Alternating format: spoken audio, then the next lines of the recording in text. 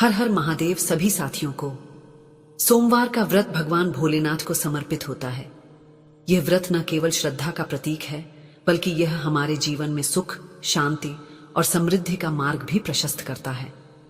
कहा जाता है कि जो भी सच्चे मन से भगवान शिव की आराधना करता है, सोमवार का व्रत करता है और उनकी कथा श्रद्धा से सुनता है, उसके सारे दुख, कष्ट और बाधाएं दूर हो जाती हैं। भगवान शिव अपने भक्तों पर हमेशा कृपा बनाए रखते हैं और उनके जीवन को धन, धान्य, प्रेम और खुशियों से भर देते हैं।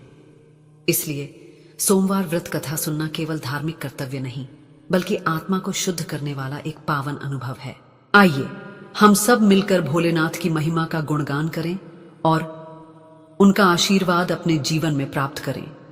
प्रिय साथियों, कथा को अंत तक अवश्य सुनें। भगवान शिव की कृपा प्राप्त करने के लिए कमेंट में हर हर महादेव अवश्य लिखें।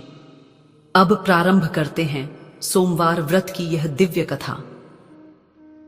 बहुत समय पहले की बात है, एक ऐसे कालखंड की जब देवों और मनुष्यों के बीच का अंतराल आज जितना गहरा नहीं था। उस युग में काशी नगरी से कुछ दूर एक छोटा सा पर समृद्ध व्यापारिक केंद्र था। इसी केंद्र में धर्मदास नामक एक व्यापारी अपनी सूझबूझ, ईमानदारी और परिश्रम के लिए विख्यात था। उसका व्यापार दिनों दिन फलता फूलता था। रेशमी वस्त्रों से लेकर मसालों तक उसके गोदाम हमेशा भरे रहते थे और उसकी दुकान पर ग्राहकों की भीड़ लगी रहती थी। धर्मदास का जीवन सुख शांति से परिपूर्ण था।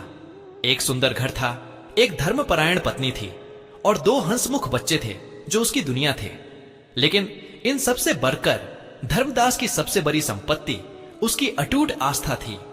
वह भगवान शिव का अनन्य भक्त था।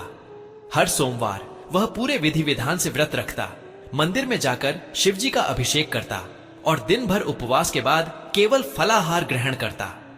उसकी भक्ति दिखावे की नहीं, हृदय की गहराइयों से निकली थी। वह मानता था कि उसके जीवन में जो भी सुख समृद्धि है, वह सब महादेव की ही कृपा है।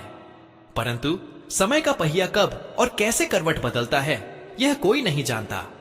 नियति का खेल बड़ा विचित्र होता है। एक दिन अचानक ही धर्मदास के व्यापार का सूरज ढलने लगा। पहले तो यह धीमा धीमा अदृश्य सा बदलाव था। बाजार में मंदी का दौर आया, नए प्रतिस्पर्धी आ गए और उसके पुराने वफादार ग्राहक भी धीरे धीरे कम होने लगे। उसने सोचा, यह तो व्यापार का उतार चढ़ाव है, सब ठीक हो जाएगा। उसने और परिश्रम किया, नई नीतियां अपनाई, परंतु परिणाम निराशाजनक रहे। 1 साल बीता, फिर दूसरा साल। जो व्यापार कभी मुनाफे की बाहर लाता था,